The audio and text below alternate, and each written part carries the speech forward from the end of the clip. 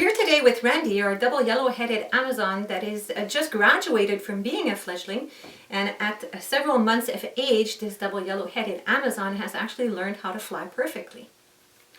This podcast is not called wing clipping because we don't believe that is an appropriate word, nor is it an accurate one to be referring to when we're actually doing flight feather management or flight feather grooming.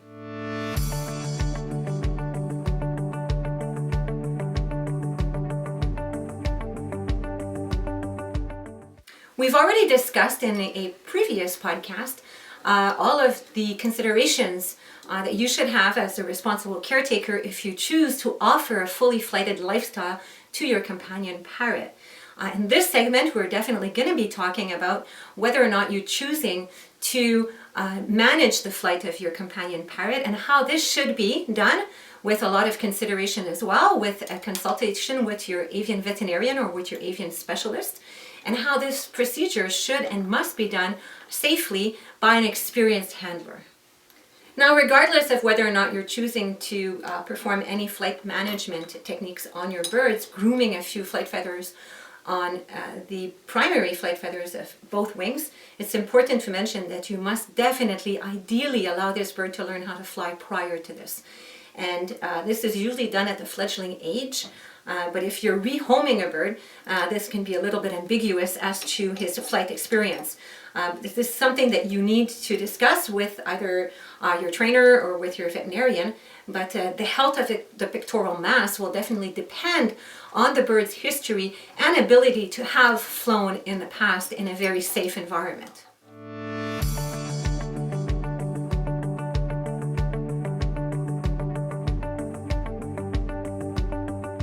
If you're considering any type of flight management, you must definitely understand that this must be done gradually and not severely. And so depending on whether or not you're going to be deciding, along with your avian specialist, to actually only groom a few flight feathers initially on both sides of the wings, because it must be done equally on both sides in order to allow the bird to have some kind of ability to still fly. It's important that you discuss prior to the flight feather grooming just how many flight feathers will be groomed, because there's no going back. Once they are cut, it will definitely take until the next molt for them to re-emerge. Aside from this topic to be quite controversial, it's also important to note that it can have severe health consequences if it is not done professionally and if it is done too severely as well. And so it's important to highlight and to consider the age of your bird, his prior flight skills, whether this bird has already suffered any type of trauma related to a fear of flying into an object or a wall, whether this bird is very comfortable with you and has learned to step up. These are all different considerations that must be taken into account before you decide to groom any flight feathers. Ideally, your bird should also be very comfortable and enjoy being misted at the same time as he's performing exercise skills, which can be anything from climbing on bungee ropes to actually exercising in the shower and flapping their wings, either on command or with a little bit simulation of music. It's very important that the birds learn these skills that will then encourage him to do exercise, but also to preen their feathers optimally. At this specific age, several months post-weaning, this Amazon is actually being controlled slightly because he is fully flighted with a misting session in the early morning. This allows us to allow him to actually do a lot more exercise in a very confined space that we have, because we're right now in the middle of the winter season at the Harry facility. And so they have no opportunity to actually go out on their flight harness and exercise to a fuller extent. And so because we have a limited space in our post-fledgling area, we encourage them to flap their feathers, and we encourage them to do a lot of climbing exercise while they're being misted. And this definitely relieves a lot of the energy that is necessary for them to expend at this particular age. Now, if this bird's life future was determined to be a future breeder and remain in our Harry facility, to then live in the juvenile flock until it reaches an age where it has chosen a mate and becomes a breeder bird, then definitely we would never proceed with any type of flight feather grooming, as this would be detrimental for his social skill when he will be integrating the juvenile flock. And it could be actually quite dangerous for this bird to have a reduced ability to fly away from a more mature flock that will be determining the social positioning of this bird within the flock. So this is a very different discussion that we would be having if you were considering to do any flight management on a bird that will be breeding in the future. The reason of this topic today is actually discussing flight feather grooming for birds that will remain companion birds and will not have the ability necessarily to live in a large aviary that would enable them to actually fly fully in order to expend the exercise and the energy that is required for them at this age. Some species and some individuals are more likely to be able to be flight feather groomed without necessarily requiring a towel in order to ensure the proper restraint. Now this is very exceptional, but more and more birds that are born and educated with the early parrot education program are comfortable now in a towel cradling. And if we're referring now to the large macaws, they're usually very comfortable being cuddled in our arms, extend the wing and allow us to be able to groom 2-3 flight feathers on either side. This is very different now when we're talking about an Amazon, which is the reason why I felt it was important for us to actually do this demonstration with a bird that is more reluctant to actually being physically touched to his body, because he is an Amazon species and he doesn't really like for a predator to pick him up by the back and fly away with him. It's very instinctive for him, despite the fact that he is now more than one generation being born in our facility. He still has kept this instinctive protective nature. So Amazons are not known to be the cuddly type, nor are they known to be very comfortable being towel restrained, especially when they are now several months after their fledgling age. And so this is the perfect individual for us to demonstrate the techniques using a towel restraint.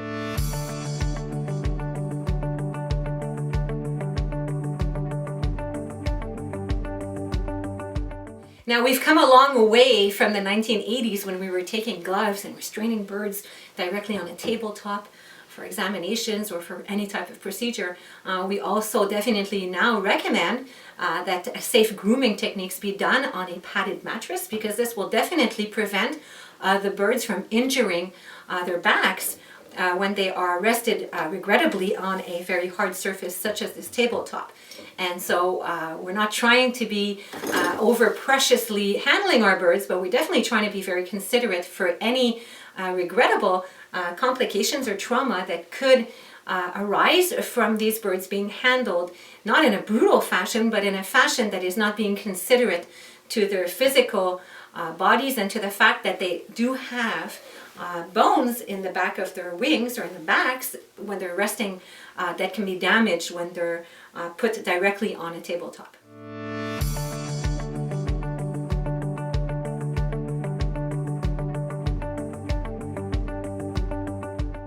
Now, towel training this bird is a little bit more challenging now, because he's been several months without any practice being comfortable in this towel restraint.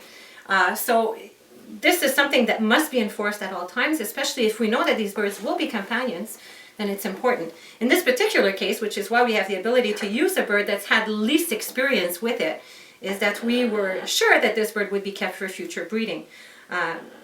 Despite the fact that we had already kept back a few individuals from this pair, we wanted to keep a few more, because we never have enough of our most precious, well-behaved, double yellow-headed Amazons. So you can see now that he's rebelling a little bit, but nonetheless he's quite comfortable with this restraint, and this will allow us now to be able to examine the flight feathers fully in order to make sure that before we're proceeding to grooming any of the flight feathers at all, we're making sure that there's no emerging or growing pin feathers on the flight feathers that we're doing. So we're definitely using the towel in order to allow me to pull out one wing at a time, obviously, while the whole body is tucked in. And this will allow me to fully inspect that there's no pin feathers there. And then only at this point can I proceed to grooming one flight feather or two at the most at the same time. Now we said this would be a very gradual cut, so I will not proceed to doing more than 3 on both sides because I do want this bird to continue to have some flight ability.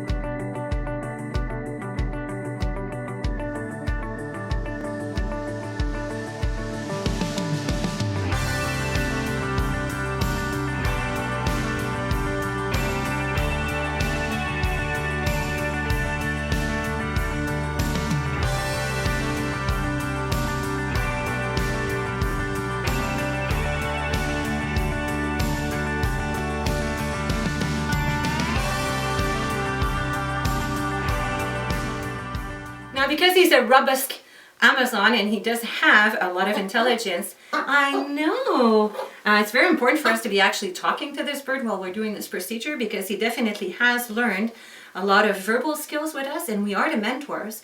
And so this is a perfect opportunity for him to groom him at the same time. So I'm trying to speak to you now to explain to you how we do this technique, but the most important thing would be actually for me to be mentoring this bird and, you know, just making sure that the bird knows that I'm with him and I'm not in this towel restraint while the caretaker is taking care of something else, which would be a little bit scary. Now we've done one side and now the important thing is to do identical on the other side, because we definitely want to have symmetry. And so it's important that we then use our towel restraint to allow us now to go pull out, and we're always holding on to both the wrist and the shoulder of the bird.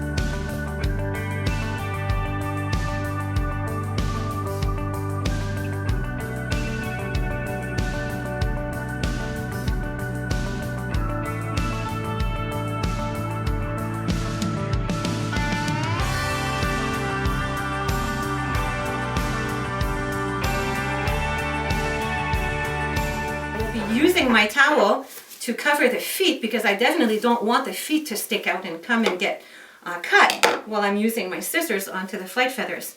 And I'm inspecting once again now the primary flight feathers, and then I will proceed to cutting just under the secondary covert now. 4 or 3, we want to be symmetrical, so I'm going to be doing 4 actually, which I thought we had cut 3, but we did actually 4 on both of the wings.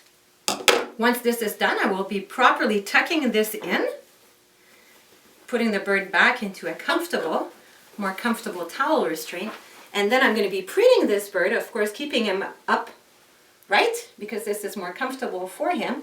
Since this is an Amazon, we want to make sure now that we're doing a positive interaction with this bird while he's in towel cradling, because we want to make sure that he doesn't only remember the flight feather grooming that we performed. Ideally, the other thing that you can do is actually put this bird on his body and allow him to come out of the towel restraint, still hidden here, and we can play a little bit of peekaboo games and ideally put some foraging food under the towel, and this will allow us to once again enforce the positive experience that you can have under a towel when you're actually learning to play. Where are you? Where'd you go? Baby, cuckoo. Oh, look at you. This is a very rare occasion for us also to be inspecting his whole body. So in addition to actually doing the flight feather grooming, it's important if we have the possibility to do any type of towel restraint, especially on a bird that is less likely to have his body inspected without this towel, then it's important for us to use every opportunity we possibly can. And what you do. Now what's very important at this point is that we allow and encourage this bird to flap his feathers, because his wings, we definitely want him to acknowledge the fact now and realize that he has less strength that he had prior to us cutting 4 of the primary flight feathers on both sides. A misting opportunity will be perfect for that, and so this is something that we'll be doing just so that he can, while he's still perched on me, very safely, I know, woo, he can definitely have the opportunity to realize the strength that he now has in his wings.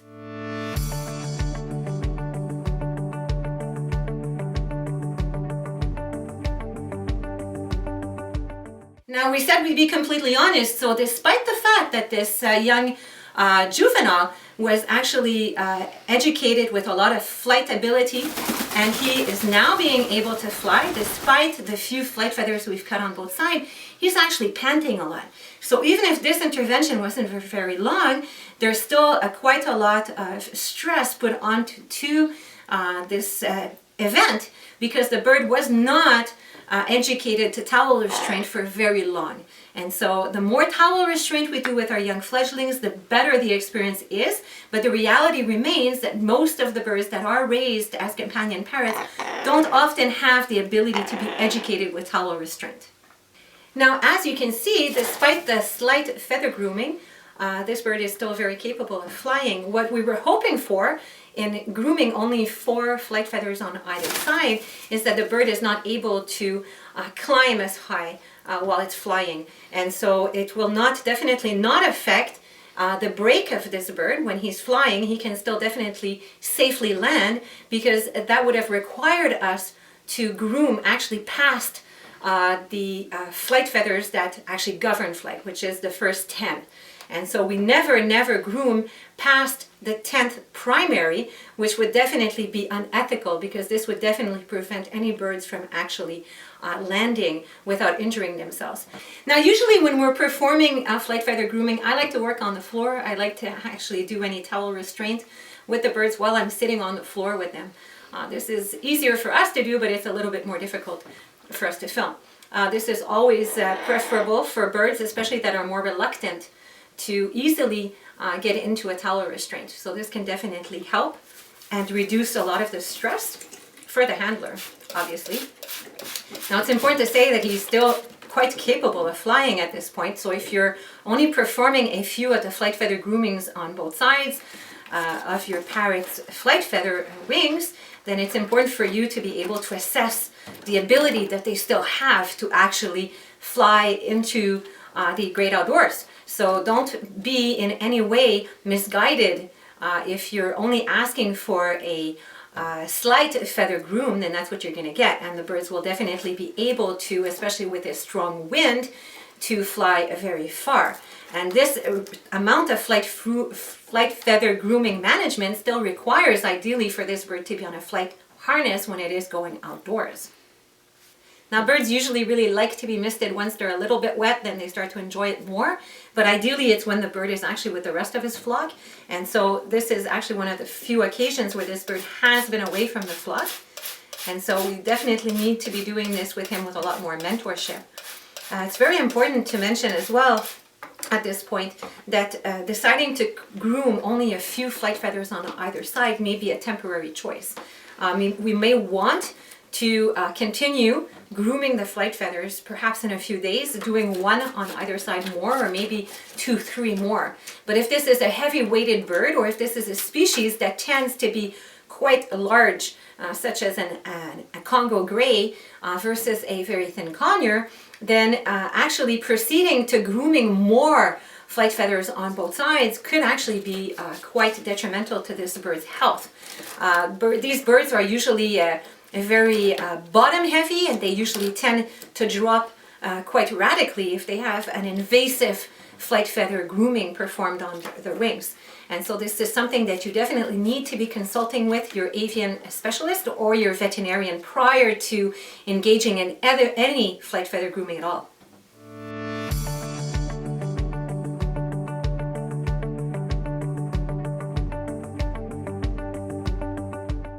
Now, if you're visiting your avian groomer or your veterinarian to have flight feather grooming management performed or grooming performed on flight feathers, it's important that you also take the opportunity to ask whether your bird can actually be weighed at the same time. If you're not doing this on your own, on a weekly basis or on a daily basis, then take every single opportunity. Now, of course, the birds that have just been flight feather groomed will have a slightly lower weight, even if it's only a few feathers on either side.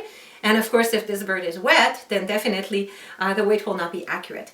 But you don't have to have the birds misted. I just wanted to do that because this bird definitely is still able to fly quite well in this little studio, and it would have been dangerous for him to continue to do so with the very warm lights. And so this is right now just for him to remain on his weighing scale perch, so that we can actually keep on discussing now all of the other issues with actually flight feather grooming your parrot's primary feathers.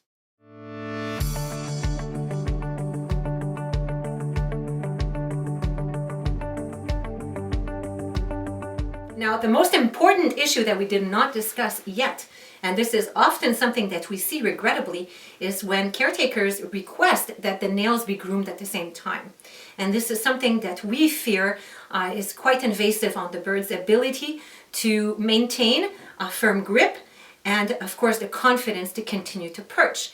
And if this is regrettably done at the same time, then the birds might start biting behaviors when they're actually returned home, because they fear that they can no longer transfer from perch to hand or to another location with any stability and security.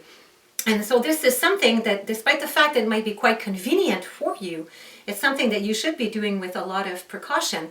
And if you do have to do any type of nail grooming at the same time, then perhaps it's only justified if the nails are very dangerously long.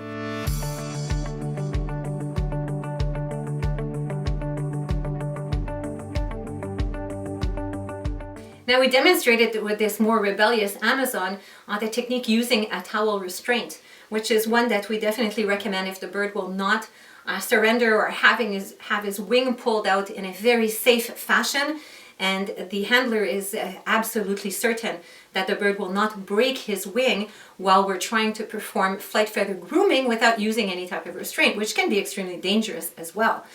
Some prefer to think that it is the most ethical, but handlers that have been grooming birds for many, many years also know and are completely aware of all the irresponsible groomers that have tried to perform this without any invasive techniques in the hopes that this would not traumatize the bird, and then regrettably the birds winded up with a fracture. And so you must be definitely very truthful with yourself, and if this requires any type of towel restraint, then this is what it should be. Anyways, you should be definitely practicing your birds to be comfortable in a towel restraint, because one day you may require it to be able to perform a first aid technique and save this bird's life.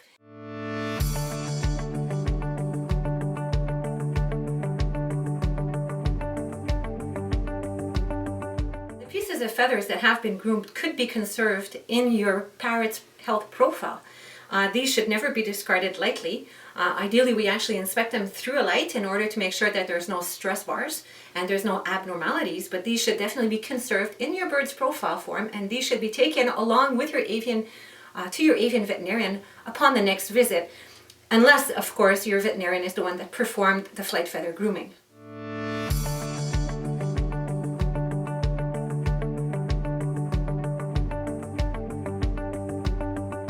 Another important consideration is your bird's history of either feather damaging behavior. If this has never been the case, then that's great. But if your bird has already regrettably engaged in such behaviors, then this is something that you need to discuss with your avian veterinarian prior to engaging in any flight feather grooming procedure. In the past, we weren't as careful, I think, to actually try and take a little bit more time and groom the primary flight feathers just slightly under the secondary wing coverts. And what this did when we were actually cutting a little bit longer is that when the birds would actually rest their wing or tuck their wing back into their body, then this would be slightly abrasive. And it is believed by some that this perhaps led to some of the birds engaging in feather damaging behavior. And so this is something that you can discuss along with other issues that we mentioned prior with your avian consultant prior to engaging in any flight feather grooming procedure.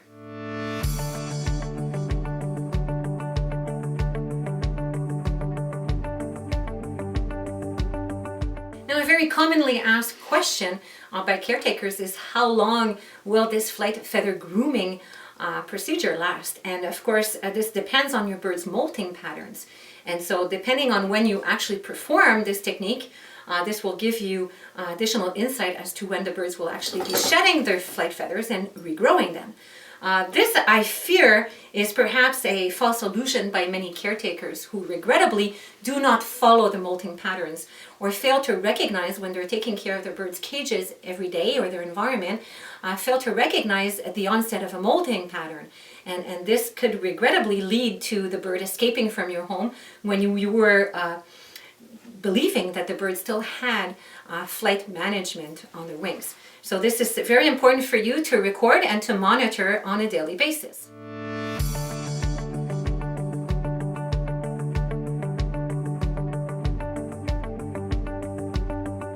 Now, if your bird was rehomed and you do not have prior history to indicate to you whether or not this bird has ever learned to fly, then this is not something that he can never learn to do in the future as well.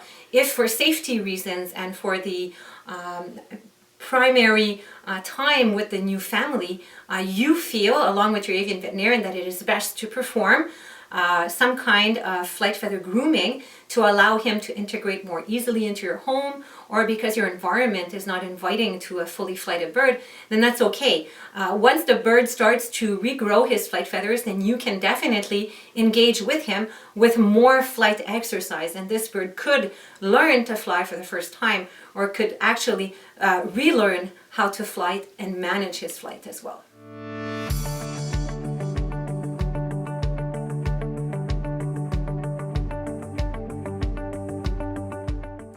A parrot's natural instinctive behavior to actually fight or flight is very important to consider as well.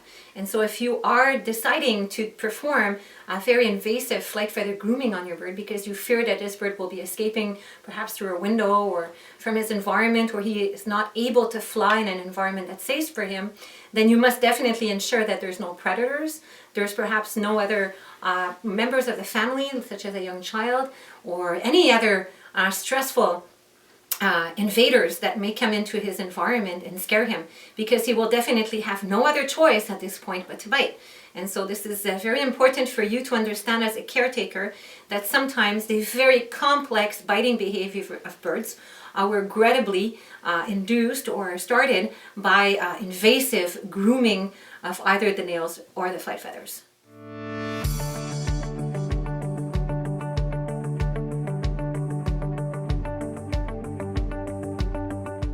Although flight feather grooming techniques can be simple to actually perform on certain individuals, it is very important to stress that no matter how easy these birds can be handled, and this can be done safely, of course always by a professional handler, it's very important to insist, if you're visiting a groomer or your avian veterinarian, that clean and disinfected scissors be used, and that a fresh new towel also be used, and that the environment that whoever is handling your bird is also clean and disinfected between birds, because we don't definitely want to have any risk of cross-contaminating at the groomers our birds with other diseases that might be carried by other birds that have passed before yours.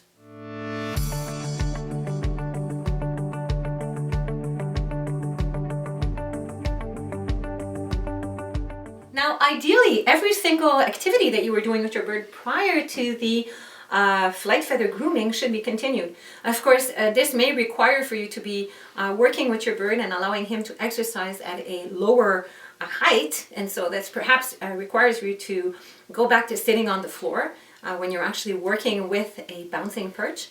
But oh, very good. But you should definitely be reassuring him as well. And of course, birds love vocal praise and eye contact, and so everything that you can do to stimulate now the wing flapping is very, very important. And always make sure that he has very comfortable perches to actually be able to, be able to actually grip firmly, because he definitely needs a little bit of time to adjust to the reduced flight mobility that he has definitely suffered from, because we did groom a few flight feathers on both sides. But as you can see, this bird is not affected by this greatly, because we're now interacting normally with this bird, and I'm not trying to dramatize this technique that we performed, because it was one that was done with a lot of compassion, and it was done quite safely as well.